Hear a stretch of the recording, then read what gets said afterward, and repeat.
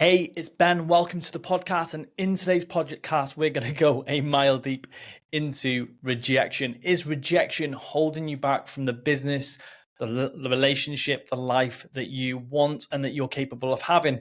Is some story about receiving a no in a certain arena holding you back from perhaps getting that sale that you're capable of making in this month? Like, this month could be such a game changer for you if you could reframe no. Now, literally either side of this podcast, I've probably either posted it previous or post. I've interviewed probably I would say the most educated person around rejection in the world of selling. And that's Andrea Waltz. She co-wrote the book, Go for No. Go for No is the sales book that you get given if you say on a sales training, or if you've ever done any kind of formal sales training, I have a real concern or worry about rejection. The sales trainer will often refer you to that book, because Go for No is a way of thinking that transforms how you see and perceive the word no. And it's the thinking that gets you out of your own way, helps you accept rejection and just a no, in other words.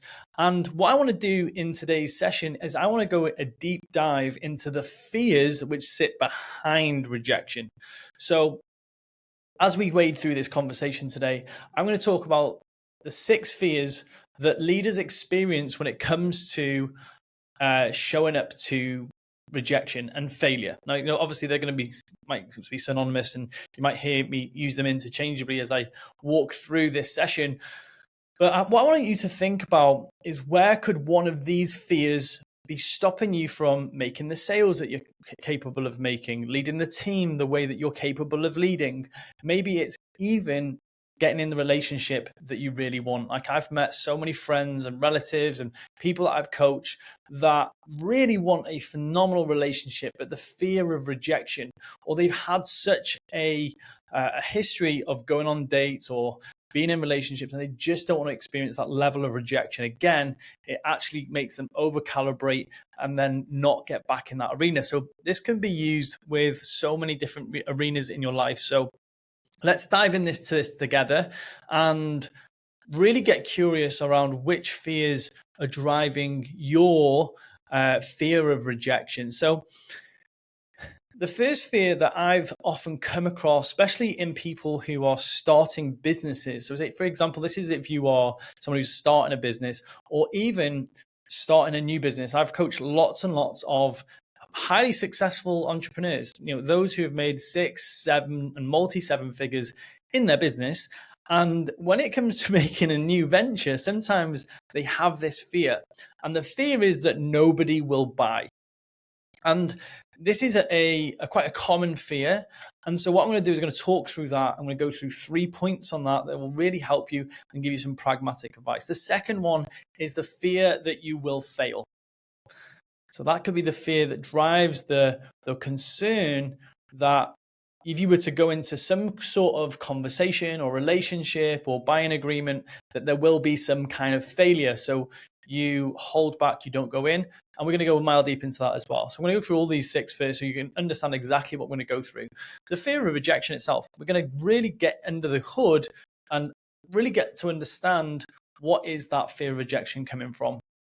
And hopefully over these next couple of podcasts, you'll hear me talking about rejection, but you'll hear me talking, we're going to go a mile deep into failure, and we're going to speak to Andrea. I'm going to really help you with these 3 podcasts, almost like a mini series that's going to help you understand your relationship with rejection. And hopefully it will give you that transformational shift that will help you make some more money in your sales, that will help you uncover some of these conversations that need to be had, and it'll help you wade into these conversations where you've perhaps been a bit timid in the past. The fear of letting someone down. So this is a huge fear. This could be a huge fear for you. It's like, do you know what? I really want to do this thing. I want to coach. I want to consult. I want to make a product. I want to open a business. I want to, design some sort of helpful device. Yeah, I fear that the thing that I'm going to create won't actually work. It won't work out. So we're going to help you see how you're behaving when that fear's been in the show. And the final one is the fear of being found out. this is such a, like, you'll hear so many people pathologize themselves with the term, I have imposter syndrome. So it's not even that they'd say, I feel like a bit of a fraud. They've actually pathologized themselves saying, I have a syndrome where I feel like this chronic failure. And I can honestly say I can empathize with that. I had this shame-based fear that I didn't know enough for so much of my career. That's what drove so much of my learning. And this is how I found books like Go for No. I researched and read and read and read because I had this shame-based fear that I didn't know enough. And it was actually like a real positive driver for me. And hopefully that reframe will help you too as we go into this. So let's dive in. So the fear that no one will buy. So what is the behavior that you show up with when you believe that nobody's going to buy from you? Well, first and foremost, you'll downplay the value of your product. This could be a behavior that you can notice straight away. It's like, oh, do you know what? If I feel like no one's going to buy, what I'll do is I'll just downplay it. Oh, I just kind of do this thing. And this is when I often hear this with clients that say, oh, I'm just a coach or I'm just a personal trainer. And that is them downplaying the value of what they do. Like I would never ever say to any potential client or anyone I speak to, oh, I'm just a trainer, or I just own a gym. The word just is kind of softening it. It's dimming the potency of what you do. Now, when you downplay the value of you, your product, your service, and what you do is that you put doubt in someone else's mind, which is obviously going to drive down the fact that they might not buy. So the reason that I buy from a lot of people is because they arrive with absolute certainty. So what you do is you actually downplay your product, yourself, the way that you work, so it sounds less compelling and attractive. And so this gets in the way of certainty, which is one of the main drivers why people will buy from you. The second part of this is that if you fear that no one's going to buy from you, you just don't start in the first place. You could be on the cusp of pressing the go button and you've been there for some time waiting to press that go button. You want to start, but you believe so potently that no one's going to buy, it's stopping you from putting yourself in the arena in the first place. And that's very, very common. And what I would call the entrepreneur state, the entrepreneur state, the entrepreneur, you know that you've got something valuable inside you. You don't want to quite put it out there because that fear that no one's going to buy. So the self-sabotage here is underselling, failing to emphasize the benefits of what you do, and presenting kind of weak and cryptic calls to action. So what that might look like is that I've seen this before, is that when I've worked with clients and they've said, yeah, I've been promoting my services or my product, they've just been posting memes on Facebook or Instagram, or they've built an email list and they've been giving them a newsletter about what's going on in their business, or what.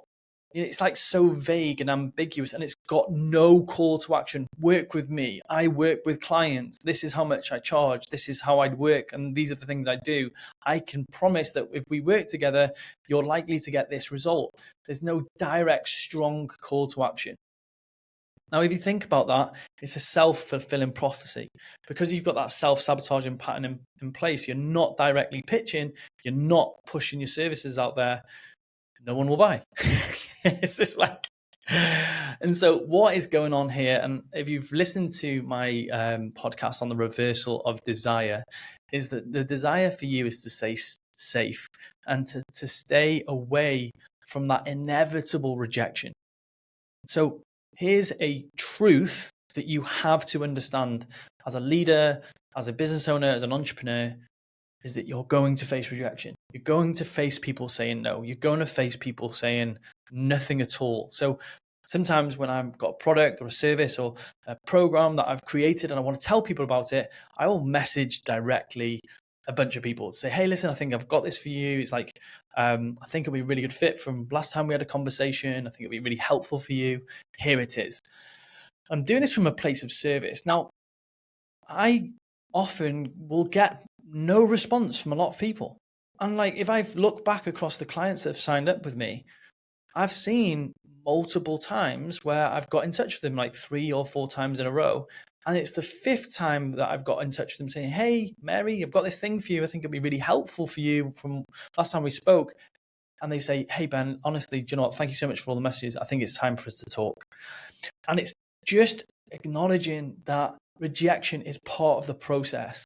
I learned this from Steve Chandler. It was like, yes lives in the land of no. Yes lives in the land of no.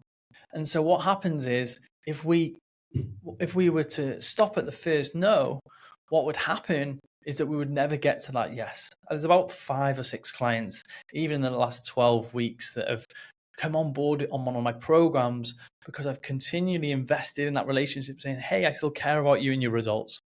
So the fear that no one will buy will stop you from going for that 5th, 6th, 7th, and 8th reach out.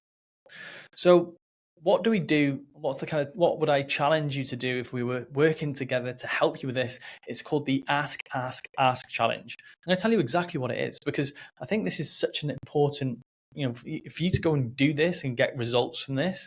This is why I created this podcast. So what you do is you set aside how many asks you're going to put in your calendar every single day. Is it 10? Is it 20? Is it 30? And you're just going to ask people for things.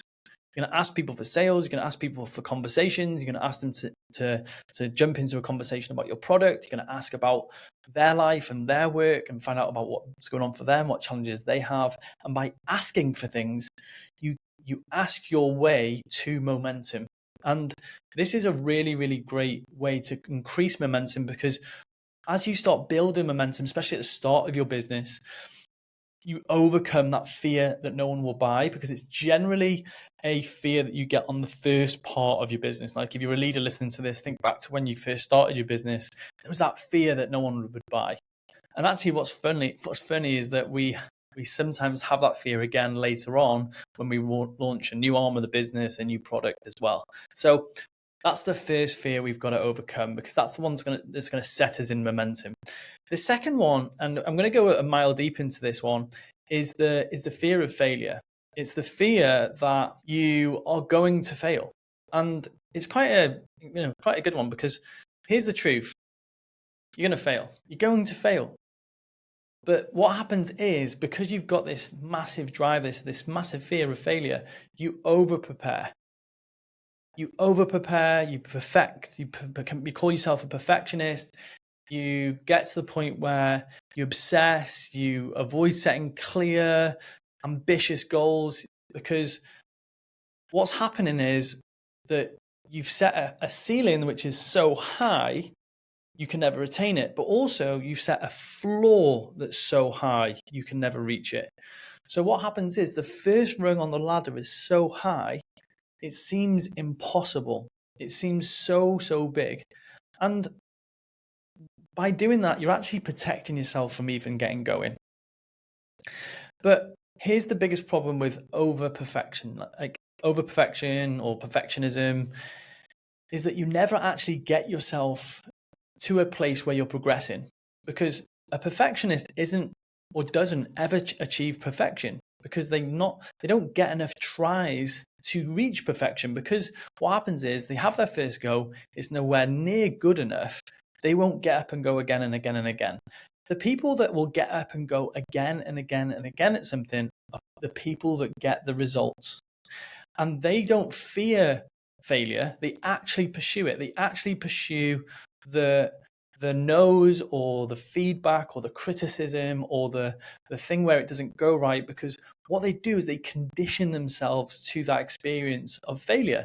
Now, for example, great arena for this is the gym, where in the gym, you will often lift your way up to a maximal lift, where it's fairly heavy. You might not be able to lift it. You might get 3 reps when you're trying to get 4, and you'll fail, and you'll have someone spotting you, helping you back into the rack safely. And the more you do that, the more you get accustomed to having a go at like hitting that top level. And over time, what happens is you become accustomed to failure in the gym. And all we've got to do is take that same experience and put it into your business or your relationships. It's like, it's going to happen. You're going to experience failure. You're going to experience a point where you are going to fail. Now, what you can't do is over prepare over perfect in order to avoid that experience, that pain. That pain of failure is so valuable. It's that pain of failure, getting things wrong, not getting them on point, which is actually going to recalibrate your behavior. No and failure are much more powerful recalibrators of behavior and of wisdom than yes will ever be. So it's really important to condition yourself to failure, like taking big shots. I remember in my sales team at Fast Way to Fitness, we'd be selling, it was like £300 fitness camp, and we'd probably do more sales than we'd ever made in a month. And we'd get to week 3, and I'd say, hey guys, I'll tell you what we'll do is we'll stop selling the £300 challenge. We've got enough people coming in now. This is like, we've actually got too many people we've got to fulfill. Let's try something. We're only allowed to sell year-long contracts off the bat. So if you're ringing someone up, the only thing you're allowed to offer them is that they stayed for a year, straight off the bat, like straight from a message, straight from an advert. And because we took the £300 fitness camp off the menu and we just sold them year-longs, we sold like 10 year-long contracts in a week, which was like 10 grand, 10, 15 grand in sales, which if we would have had the smaller offer to give, we probably would have defaulted to that one. And those trainers made more in commission in that month than they'd ever made in their lives. Now, why is that important? Because what it does is it conditions us to get the no's. Like, we want to get more no's at the full year than we would have done on the £300 fitness camp, because we'd have had to sell probably like 4 times the amount in order to hit the same revenue. So this is why it's important to actually start to learn how to condition yourself to pursue failure. I'm going to go a mile deep this in the failure podcast as well. So what's the action here? It's the imperfect action. It's the next action. That's all. When you've got a fear of failure, sometimes we fear problem 7 when we haven't solved problem 1. And that's often the case. People are saying, oh, do you know what I'm fearful of? Well, what happens when they finish the program? What do we do next? I was like, you haven't even sold a program yet. So sometimes we have to focus on 2 things, taking imperfect action and taking the next action. The next one is the fear of rejection itself. So how does this show up in your sales? You may avoid follow-ups, you hesitate to reach out to higher value clients, or you stick to lower risk approaches. Now listen to that. I'll read that one again. Okay, so you may avoid follow-ups, you hesitate to reach out to higher value clients, or you stick to lower risk approaches. I think that this is one of the most covert ways that we cannibalize our sales. We stop reaching out to people. We think that reaching out to someone once and them not like getting back to us is a no. Like, listen to that again. We think that when we reach out to someone and they don't reply to our message, that is a no. That isn't a no. And that's so many times that I've had to coach people around this, is that when we reach out to someone and they don't say no, that's just an ignored message. It's just a message that they've got that they perhaps haven't answered, and they may even want to get back to us, but they completely forget about us. Like, I can think of so many times where I've looked at my phone and someone's messaged me. Sometimes it's Poppy. It's a really important message, but something's happened in the 3 to 20 seconds following looking at that message, and I've totally moved on and forgot to reply. Now, this is my partner, the most important person in my world. Could be about something super important about the kids, but if I get distracted and go deep in something else, I forget to reply to that message until maybe way later on. And this is where so many salespeople make that mistake. They have to go for the no. And this is why the sales challenge that I'm doing with Andrea is going to really help people see that.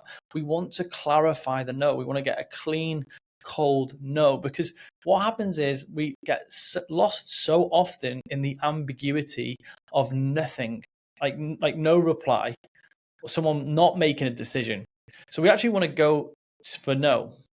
So here's how we are self-sabotaging here: poor client engagement, inconsistent communication, and preferring smaller, safer deals. Now, here's another one that we often do, is that when we are fearing rejection, what we do is we play it safe. We play it with smaller, less risky deals and proposals. Now, here's the problem with that. is that when we're constantly avoiding rejection by playing small, we get super busy fulfilling all those smaller deals. And there's something that I've noticed over my time as being a coach, a trainer, consultant, building businesses, that people that pay you $100 sometimes expect more of a transformation than someone that's spent even $10,000 with you. The difference in those clients is very, very different. Like there's so many differences in them. So by playing small, we end up with clients that suck our time, suck our energy, that we don't like fulfilling for. Whereas if we have highly invested clients that work with us, they show up for calls, they do the work, they transform their lives, and this is what we want to be working with. And honestly, there's a huge, huge difference. And the biggest lesson for this was once when I never ever gave away free fitness camp. After this one time, I once felt sorry for someone, and I felt so bad for this man in a situation that I gave him a free pass to a 6-week challenge. And I will never do that again because he did not value it. He didn't show up for the sessions. He didn't show up for the check-ins. He didn't do any of the work. And here's why. Because what people pay for, they pay attention to. And so it will actually, it will segue into the next one, actually, this one quite nicely, is that when you have people that are highly invested in your process, they do the work and they get such great results. And that's what drives the business. And that's what gives you way more confidence that when you go into these sales conversations, that you won't get rejection because you're like, hey, do you know what? I've got an arsenal or a library of results. Why would someone reject me? When I've got this undeniable boulder of truth about my business, when I go into a sales conversation, I'm going to feel so confident. It's going to be the client that's actually selling themselves to me. And that's the frame that we want to be taking into many of our sales. We want to be pushing away thinking, hang on a second, you prove to me that you're going to be a good client. And when we can create that dynamic, it's a very, very powerful dynamic for change. So I'm getting so much into you can see I love this part of the dynamic of selling products and services, especially coaching and mentoring and consultancy, is that what we want to be doing here is really getting clear that it's actually rejection, which is the force that's keeping you stuck. It's keeping you stuck with playing small, selling small. It's keeping you stuck in the way that you're serving clients because you're not going to serve higher level, higher paying, highly committed clients, and it's going to keep you stuck at the level you're at. So the fear of rejection is a big one, and this is what we're going to dive into in the Go for November 21-day sales challenge. We're going to go really, really deep into that. Number 4, the fear of letting someone down. Like this can be huge. This can be so you're so scared of letting somebody down that you have this fear, so you actually cannibalize the sales session, you cannibalize the sale of your product or service, and because you're scared that you're not going to deliver. And this is especially when you're new in business or you're doing something new, you're really concerned about this. And here's how you might behave to when you've got this fear. Okay, when you've got this fear, this is how you might behave. You overemphasize the product's limitations to undersell it. You undersell the product, or you overpromise. So it's kind of one of the two behaviors that you might be showing up with. You either cannibalize your product, saying it's not that good, and you're not really going. You're holding back on sharing how good it is. Like, come and join my program; it'll change your life. You don't sound like that. You're like, yeah, come on, I'm doing this challenge, and I think it'll be really good. Like, I can guarantee. Right? I can guarantee that if you were to come on 21-day November sales challenge with Andrea and myself, you are going to get a transformation. I can guarantee that.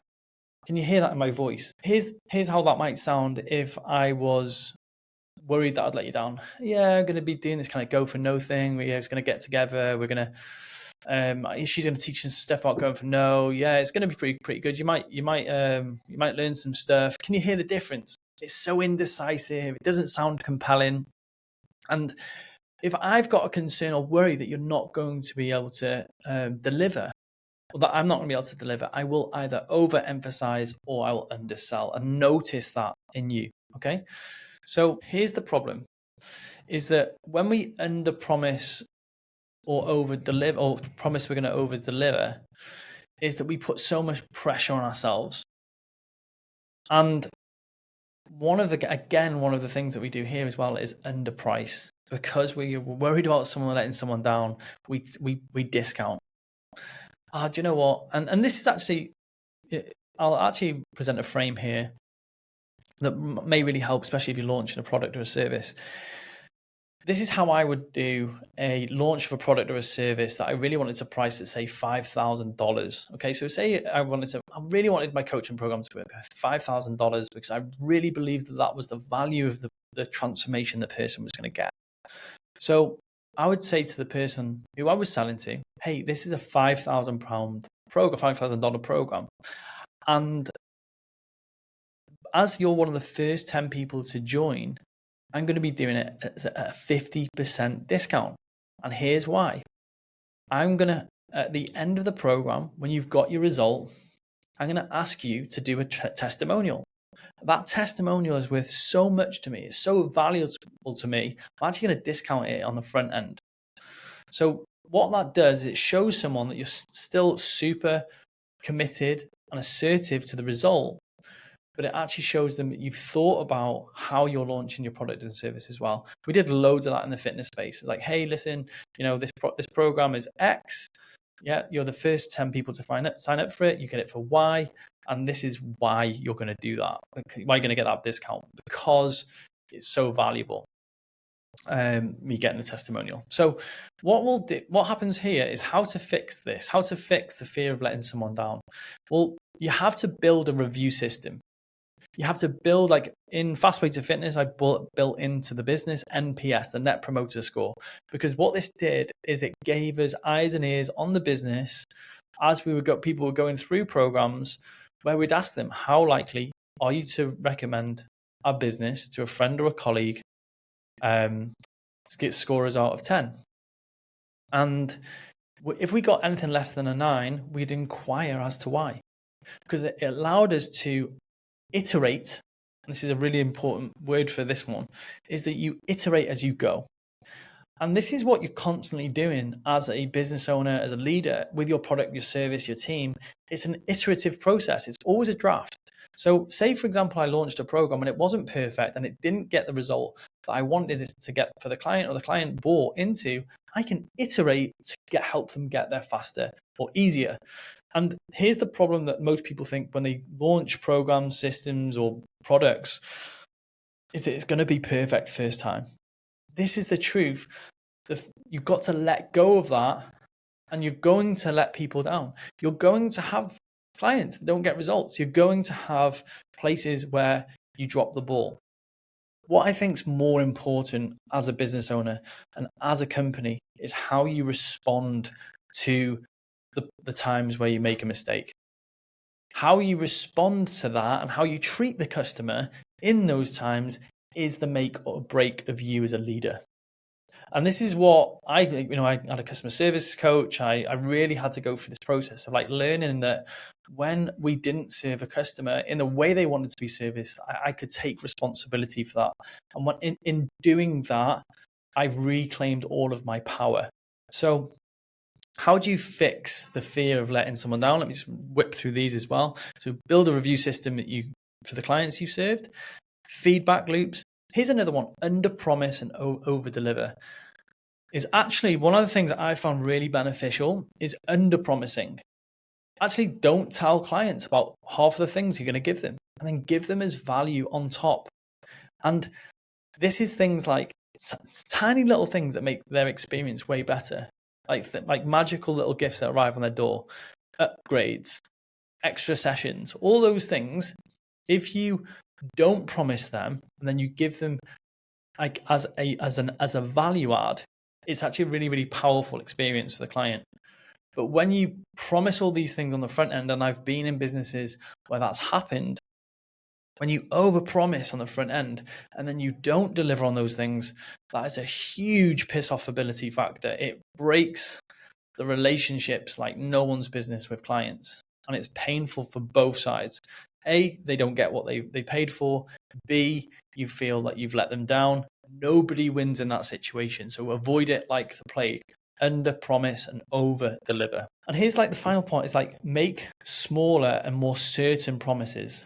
So one of the things I took from Covey's work was trust is making and keeping promises. So when you make a promise and you keep it, you build trust.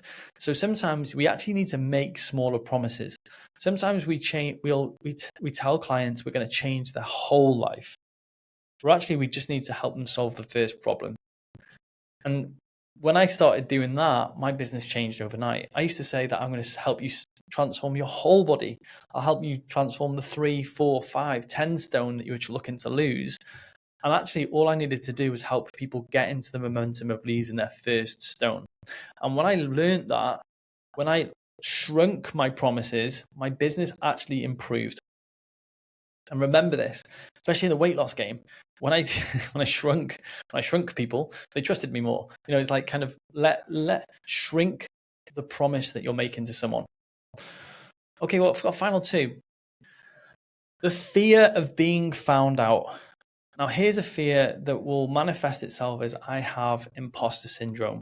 I feel so unqualified. I don't feel like I've got enough knowledge. And this is so common. Now, this isn't something that goes as you go through your business either.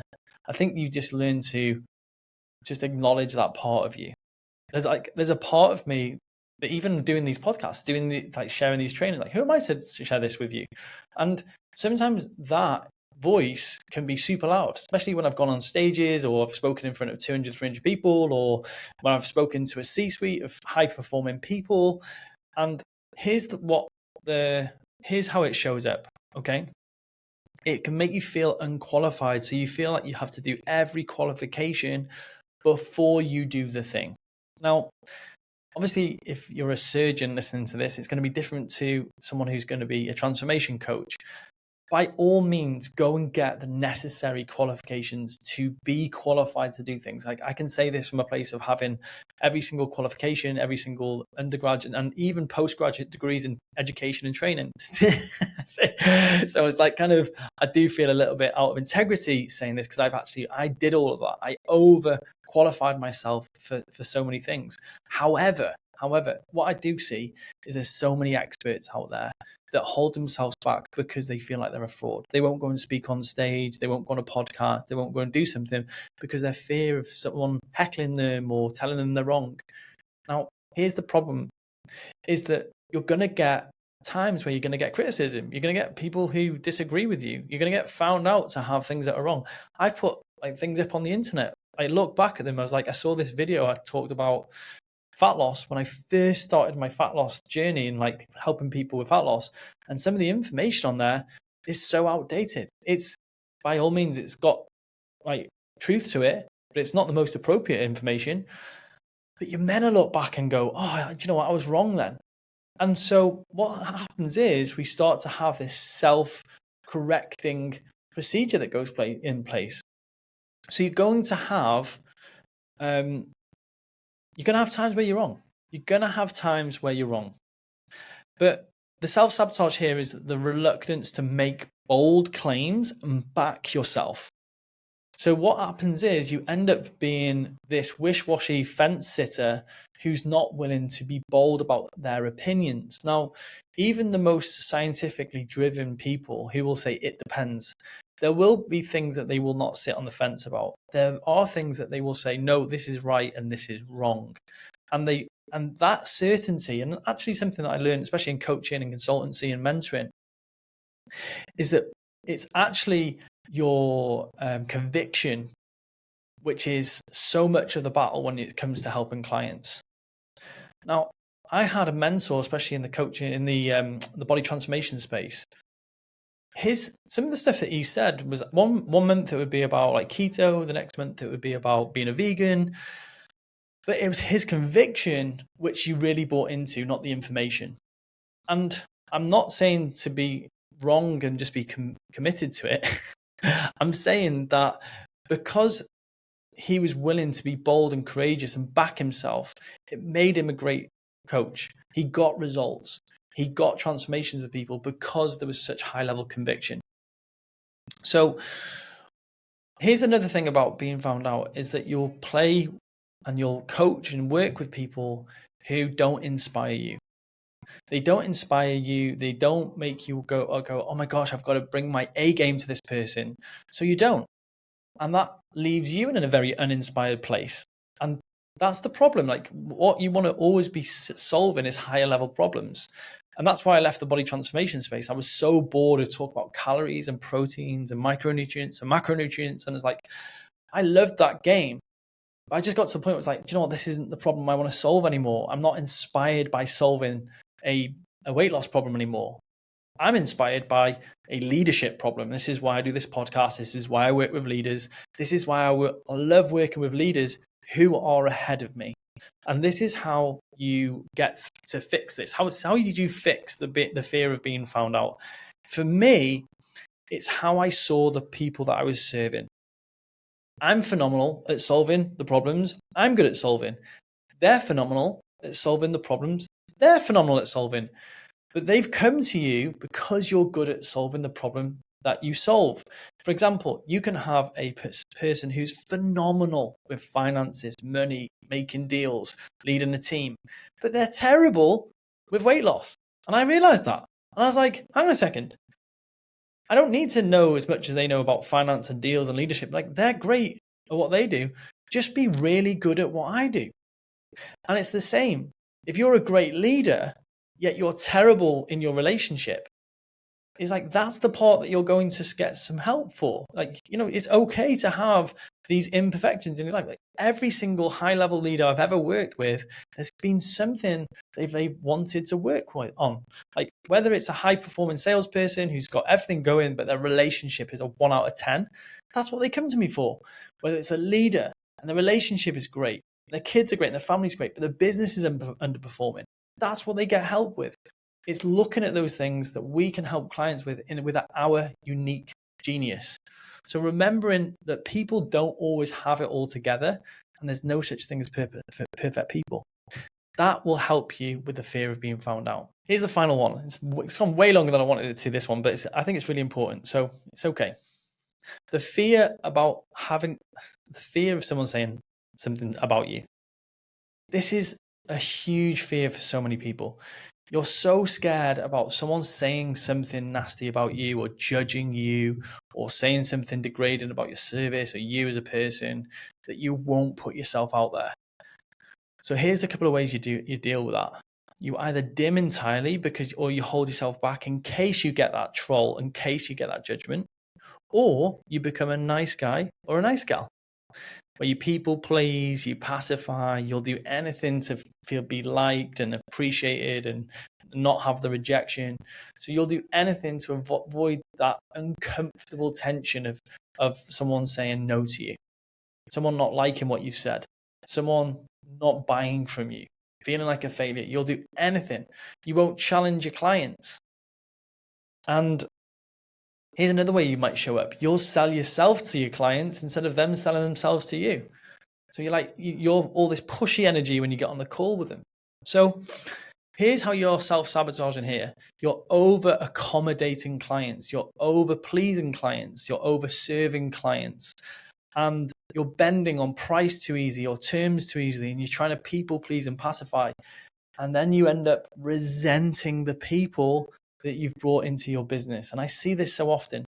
The people that you've bent over backwards for, that you've bent your rules for, that you've done early calls for, late calls for, that you've done house call personal training for, or something like that. You've bent your rules, your boundaries.